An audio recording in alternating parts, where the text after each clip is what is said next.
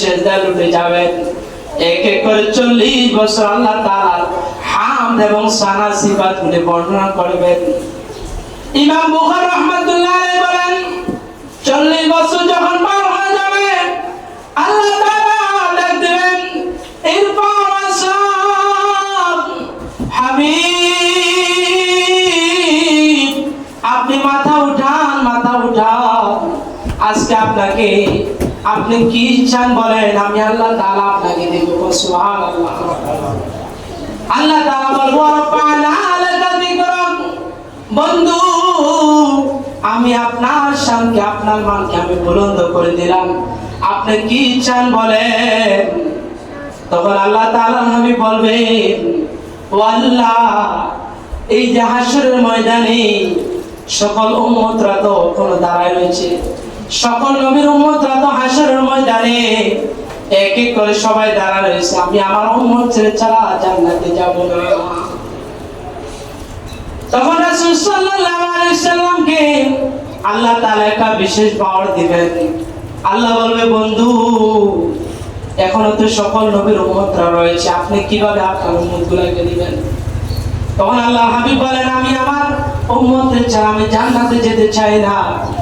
তখন আল্লাহ তাআলা বলবে, বন্ধু যান, আমি আপনাকে ওয়াদা দিলাম আপনার যে সকল উম্মতগুলোকে ছিলেন আপনি নিয়ে যান। তখন রাসূল একবার এই হাশরের ময়দানে চতুর্দিক থেকে হাজার হাজার উম্মতগুলোকে নিয়ে এক জায়গায় জান্নাতের গেটের মধ্যে নিয়ে যাবেন।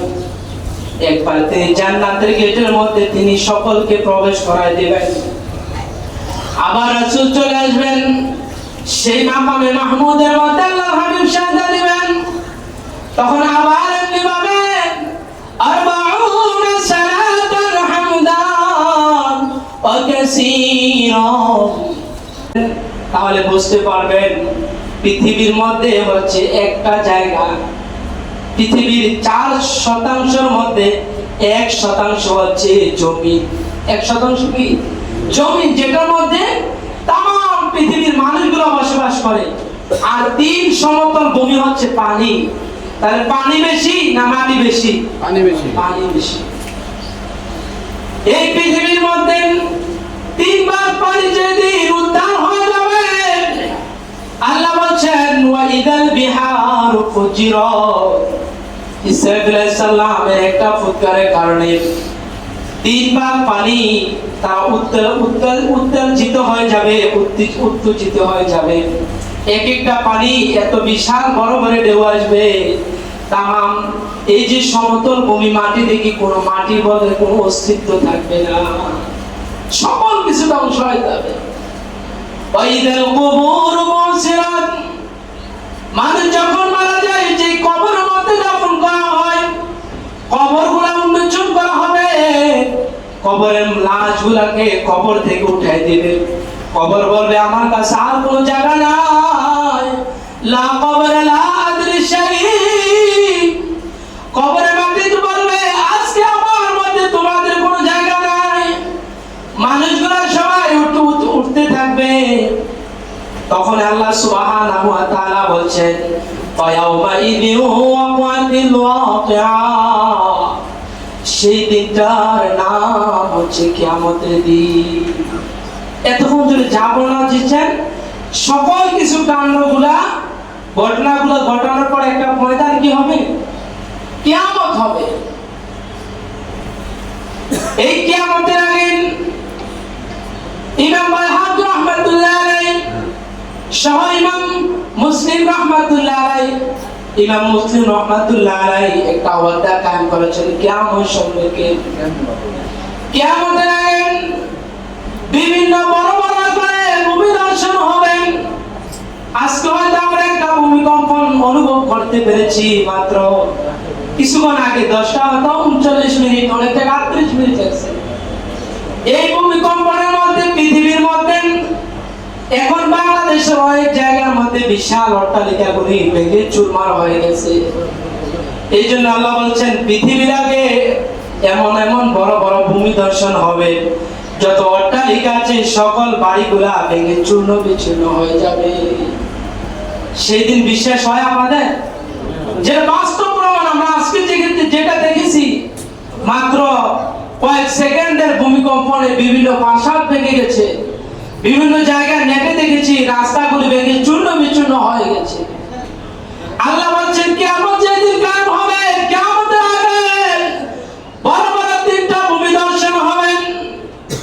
একটা ভূমিদর্শনে যত মানুষের অট্টালিকা থাকবে সকল অট্টালিকা গুলি, বিল্ডিং গুলি, প্রাসাদ গুলি ভেঙে চূর্ণ বিচূর্ণ হয়ে যাবে। এমন এমন ভূমিকম্প হবে, এই যে সমতল ভূমি আমরা যে মাটির উপরে বসবাস করি, মাটিগুলো নিঃশেষ হয়ে ধ্বংস হয়ে পানি রূপান্তরিত হয়ে যাবে। মানুষগুলো শুধু হাওমা করে চিৎকার করতে থাকবে। ইমাম মুসলিম রাহমাতুল্লাহ আলাইহি বলেন, মানুষের এক এক করে 40,000 বছর পার হয়ে যাবে।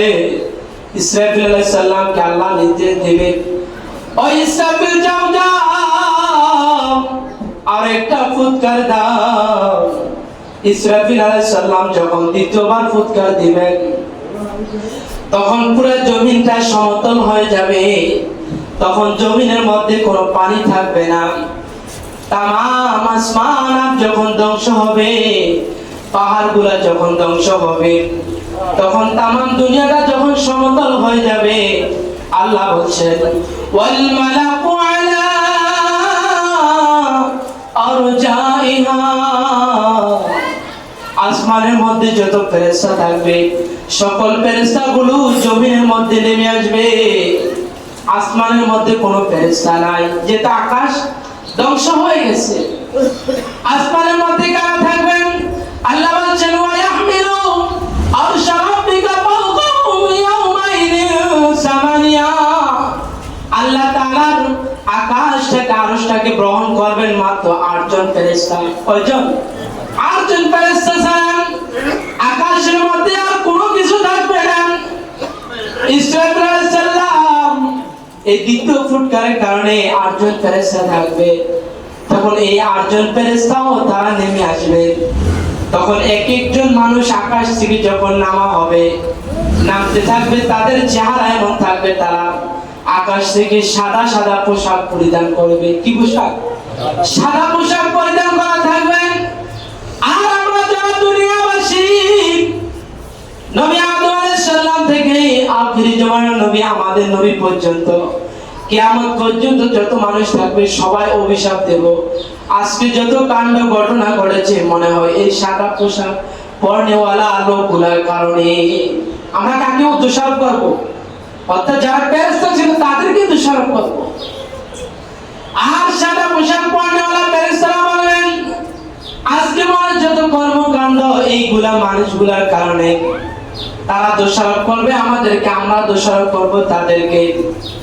কিন্তু পরিশেষে সকলে যখন এক জায়গায় সমতল হয়ে যাবে, পৃথিবীর পূর্ব প্রান্ত থেকে একটা দোয়া আসবে। এই দোয়াটা পূর্ব দিক থেকে মানুষগুলোকে পশ্চিম দিগন্তে নিয়ে যাবে। আর নিয়ে যাওয়ার পরে তখন সেই জায়গার মধ্য থেকে সূর্যটা পশ্চিম দিকে উত্তোলন হবে। উত্তোলন হয়ে যাওয়ার পরে মানুষের মাথার মধ্যে যে মগজ, সেই মগজগুলো তখন মাথার মধ্যে চুল থাকবে না। ওই মগজের সূর্যের তাপের মধ্যে থেকে মানুষের মাথা থেকে ঘাম পড়তে পড়তে, ভাত দেখছেন কিভাবে যখন ভাত রান্না করা হয় তখন টকটক হয় না? এক একটা ভাত উতরানোর পরে কি হয়? গরম পানি উতরাতে থাকে, তখন নরম হয়। মাথা থেকে সূর্যের তাপের মধ্যে থেকে এক এক করে পানি গুলো বের হতে থাকবেন মানুষের মাথা গুলি। তখন মাথার মধ্যে কোনো কিছু থাকবে না। পানি যেমনি উতরানোর পরে টক টক করে পানির মধ্যে নিয়ে মাটির মধ্যে পড়ে যায়, মাথা থেকে সকল কিছু এভাবে পড়ে যাবে। তারপরে দেখা যাবে মানুষের ঘামের কারণে একটা সাগর পরিণত হবে। এই জন্য নবীজি বলেছেন ওইটাকে বলা হয় ঘামের দরিয়া। কিসের দরিয়া? মানুষের ঘাম পড়তে পড়তে একটা ঘামের দরিয়া সাগর হয়ে যাবে। মানুষগুলো হাউ করে চিৎকার করতে থাকবেন। তখন সেই দিন মানুষগুলো এত পিপাসিত হবে, কিন্তু ওই দিন মানুষগুলাকে যিনি একটা পানি পান করাবেন তিনি কেউ না, তিনি আপনার নবী মুহাম্মদুর রাসূলুল্লাহ সাল্লাল্লাহু আলাইহি সাল্লাম। হাউজে কাউসার থেকে এক কালা পেয়ালা নেবেন, পেয়ালা নিয়ে পানি আনবেন। পানি এনে যারা আখির জামানার নবীর উম্মত ছিল তাদের দুইটা নির্দেশনা রাসূল বলে গেছেন, তাদের চিনে যাবে। এক নাম্বার হচ্ছে তাদের কপালের মধ্যে নূর চমকাবে, সুবহানাল্লাহ। আর যারা এই ঠোঁট দ্বারা বেশি বেশি আল্লাহ রাসূলের সাথে মহব্বত করেছিল, যারা দুরূদ পড়েছিল, জিকির করেছিল, রাসূলকে মহব্বত করেছে, এই ঠোঁট দ্বারা যতবার নবীকে জপন করেছে, নবীর নাম জপেছে, তাদের ঠোঁটগুলা থেকে নূর শুধু চমকাবে, সুবহানাল্লাহ। এই যখন নূরগুলা চমকাতে থাকবে তখন আখির নবী মুহাম্মদুর রাসূলুল্লাহ সাল্লাল্লাহু আলাইহি সাল্লাম এই নামাজ পড়নেওয়ালা লোকগুলাকে এবং দুরূদ পড়নেওয়ালা লোকগুলাকে তখন গিয়ে হাশরের ময়দানে তাদেরকে পেয়ালার হাউজে কাউসারে পানি পান করাবে, সুবহানাল্লাহ। তখন মানুষ আর বিবেচিত হবে না। এভাবে 40 বছর কেটে যাবে। ইসরাফিল আলাইহিস সালাম তৃতীয় নাম্বার যখন ফুৎকার দিবেন, এই ফুৎকারের কারণে তখন এক একটা সমতল ভূমি হয়ে যাবে। তখন পুরাটা জমি এত সাদা দবদবে হবে, মানুষগুলো এক জায়গার মধ্যে পশ্চিম দিকে থাকবে। আর আবার আপনার নবী কোথায় থাকবেন? মানুষগুলো একটা মণ্ডলে থাকবেন। আল্লাহ তাআলা একটা জায়গা দিবেন তার হাবিবকে, আল্লাহ যেটা কোরআনুল কারীমের মধ্যে বলছেন, বানী ইসরাঈলের মধ্যে, ওয়া বা'আসুহু মাকামান মাহমুদা, সুবহানাল্লাহ। আল্লাহর হাবিব চলে যাবেন, আল্লাহ ডাকবেন, বন্ধু যাও বন্ধু, আপনার জন্য আমি আরশে আজিমের পাশে ডান পাশে মাকামে মাহমুদ রেখে দিলাম, ওই মাকামে মাহমুদে আপনি চলে যান, আপনাকে আজকে সম্মানিত করা হবে। আপনি তো দুনিয়ার জমিনে পড়ার পর থেকে শুধু রব্বি হাবলি উম্মতি বলে কাঁদছেন, আজকে আপনাকে কাঁদতে হবে না, আমি আল্লাহ তাআলা আপনাকে সন্তুষ্টি করব, সুবহানাল্লাহ। আল্লাহ সুবহানাহু ওয়া তাআলার হাবিব নবী কুল সম্রাট নূর নবী আমার মুহাম্মদুর রাসূলুল্লাহ সাল্লাল্লাহু আলাইহি সাল্লাম ওই মাকামে মাহমুদের মধ্যে সিজদায় উঠে যাবেন। এক এক করে 40 বছর আল্লাহ তাআলার হামদ এবং সানা সিফাতগুলি বর্ণনা করবেন। ইমাম বুখারী রাহমাতুল্লাহ আলাইহি বলেন, 40 বছর যখন পার হয়ে যাবে আল্লাহ তাআলা ডাক দিবেন, ইরফা ওয়াসাব হাবিব,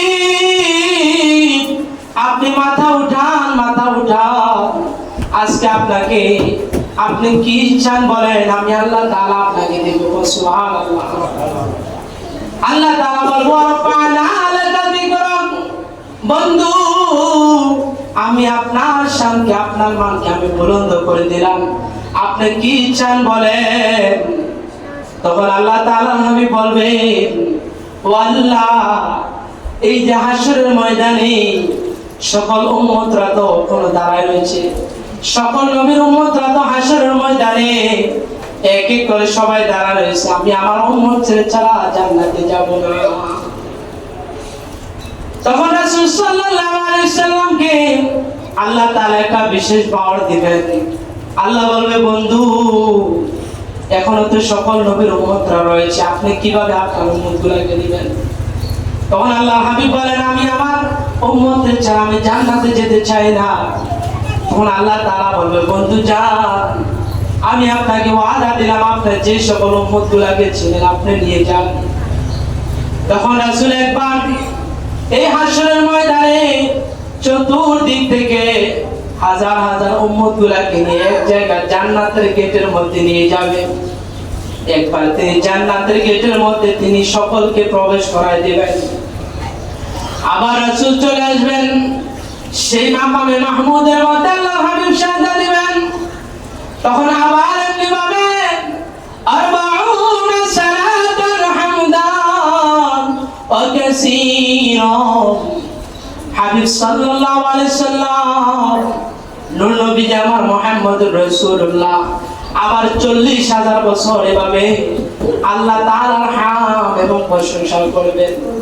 আবার আল্লাহ ডাক দিবেন, ও বন্ধু ইরফা রাসাক, আপনি মাথা উঠান, আপনি মাথা উঠান, আপনি কি চান বলেন, আমি আল্লাহ আপনাকে দেব। এমনিভাবে দ্বিতীয়বার আল্লাহর হাবিব মাথা উঠাবেন। হাসরের ময়দানে চতুর্দিক থেকে এই গুনাহগার উম্মতগুলোকে নিয়ে আবার জান্নাতে চলে যাবেন। আবার জান্নাতে নেওয়ার পরে আবার সেই অবাসু মাকাম মাহমুদা, সেই মাকামে মাহমুদের সেজদায় লুটে যাবেন। সেজদায় লুটে যাওয়ার পরে আবার এমনিভাবে 40,000 বছর আল্লাহ সানা করবেন, সিফাতগুলো আল্লাহ তাআলা প্রশংসা করবেন। আল্লাহ দ্বিতীয়বার ডাক দেবে, ইরফা রাসাক, ও বন্ধু আপনি মাথা উঠান, আপনি কি চান বলেন, আমি আল্লাহ আপনাকে খুশি করব। ও সুবহানাল্লাহ। এই দ্বিতীয়বার উঠাবেন। তৃতীয়বার যখন উঠাবেন, এক এক জায়গা থেকে 10 জন 20 জন করে 5 জন করে নিয়ে যাবে। তখন নিয়ে যাওয়ার পরে আল্লাহর হাবিব দেখবেন হাসরের ময়দানে এখনো এমনগুলা উম্মত রয়েছে যাদের চেহারা করে চেনা যায় না। তখন আল্লাহর হাবিব তৃতীয়বার নেওয়ার পরে আবার আমাকে মাহমুদের সেজদায় লুটে যাবেন। তখন আল্লাহ তাআলা চতুর্থবার বলেন, আল্লাহ তাআলা ডাক দিবেন, হাবিব আপনি যদি একবার দুইবার তিনবার এমনিভাবে যদি সকল উম্মতগুলা কিনে জান্নাতে চলে যান, আমি যে আল্লাহ আপনাকে সৃষ্টি করলাম রহমাতুল লিল আলামিন হিসাবে, আপনাকে বানাইলাম তাম দুনিয়ার জন্য, ওয়া আরসালনাকা ইল্লা রাহমাতাল লিল আলামিন। আল্লাহু আকবার। আল্লাহ ডাক দিবে, বন্ধু আপনাকে আমি রাহমাতাল লিল আলামিন হিসাবে বানাইলাম।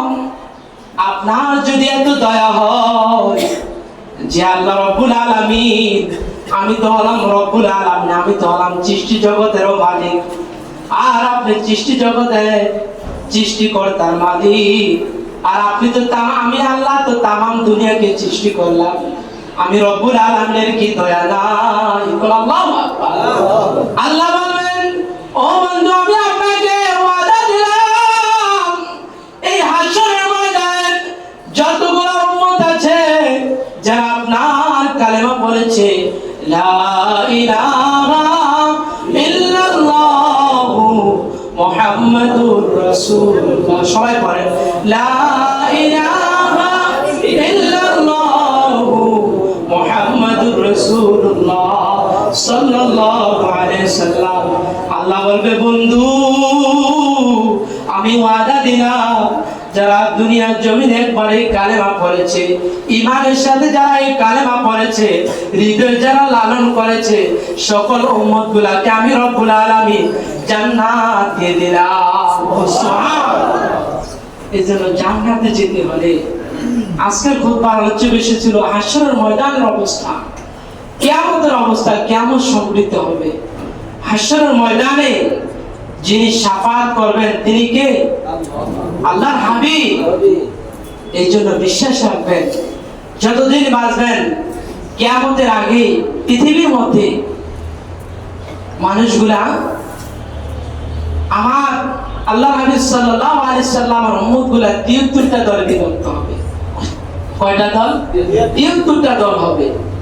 রাসূল বলছেন সেই 72টা দল যাবে, ফেরকা যাবে জাহান্নামে, আর একটা দল যাবে জান্নাতে। তখন রাসূলকে প্রশ্ন হলো, কুলতু ইয়া রাসূলুল্লাহ, সেই ফেরকাটা কি, সেই দলটা কি? রাসূল বললেন, মা আনা আলাইহি ওয়া আসহাবিহি, যারা সেই দলটা হচ্ছে আমি নবী এবং আমি নবীর সাথে যারা অনুসারী, সাহাবীদেরকে যারা অনুসরণ করে, সেই ইত্তেবাকারী দলটা যাবে জান্নাতে। সুবহানাল্লাহ। এই জন্য এখনকার এই যে একটা কঠিন সময়, সেই সময়টা ফিতনার একটা মোহনা। অনেক মানুষ আমার মতো অনেকে লেবাস ধরে বিশাল বড় টুপি পরে, জুব্বা দিয়ে, বিভিন্ন আকারে ঘোমটা দিয়ে মানুষগুলা বলছে, সাহাবীদেরকে গালিগালাজ করে। এই জন্য এগুলা থেকে দূরে থাকবেন। যে জায়গায় রাসূল বলছেন যে আমি এবং সাহাবীরা জান্নাতে যাবে, তাহলে কোন ব্যক্তির কি ক্ষমতা আছে সাহাবীদেরকে জাহান্নামে নেওয়া? না। এই জন্য এইসব কারকা থেকে দূরে রাখবেন, বিশ্বাস রাখবেন।